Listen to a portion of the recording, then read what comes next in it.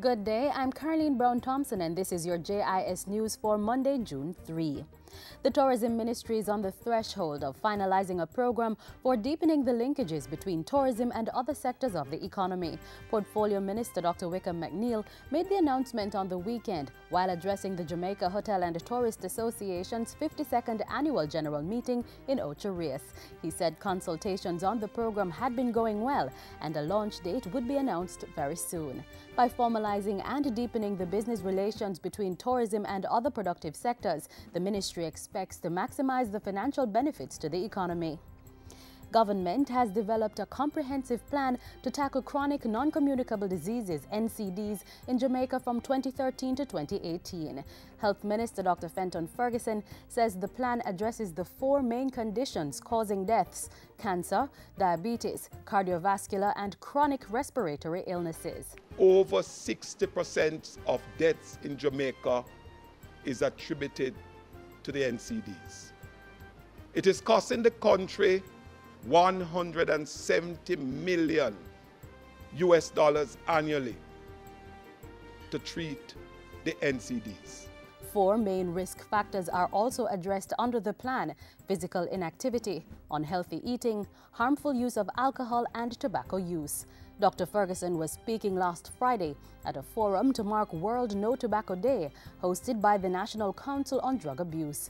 He reiterated that the government was working on legislation for tobacco control.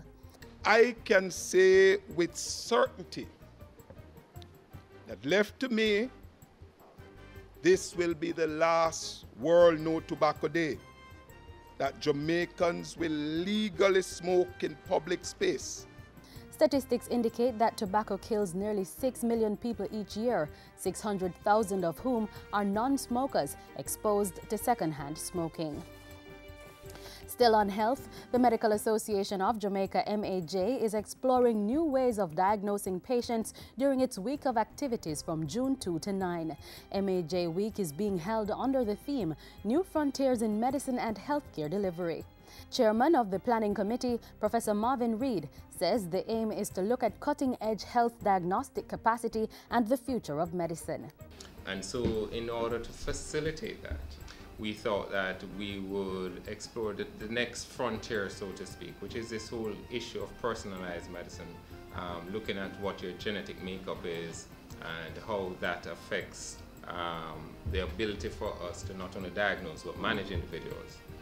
MAJ's week of activities include a symposium at the Jamaica Pegasus Hotel from June 7 to 9 and the MAJ Awards Banquet on June 8.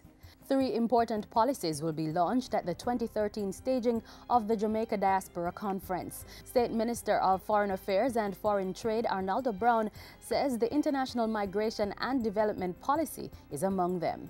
The Diaspora and Development Policy, along with the trade policy, which will underscore the framework in which we will seek to engage the diaspora going forward. A diaspora database that is being developed will also pull influential diaspora members together to inform decision and policy making. The state minister was addressing a recent forum on the upcoming Diaspora Conference. The Jamaica Diaspora Conference will be held from June 16 to 19 at the Montego Bay Convention Center. And finally, a host of government and opposition members joined the family and friends of the late public servant Dr. Joyce Robinson to celebrate her life and work on Friday at the UWI Mona Chapel. Tributes in word and song filled the chapel as persons remembered Dr. Robinson and her contribution to the development of the Jamaica Library Service. Amazing, extraordinary, phenomenal. These words seem almost inadequate to describe Dr. the Honorable Joyce Robinson.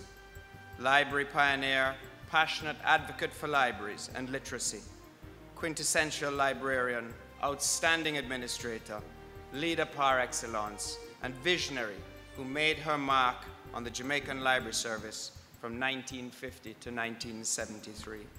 Finance Minister Dr. Peter Phillips represented Prime Minister Portia Simpson Miller reading the first lesson. The leader of the opposition, Andrew Holness, also took part in the official funeral for Dr. Robinson. The lifelong public servant passed away on May 12 at age 87.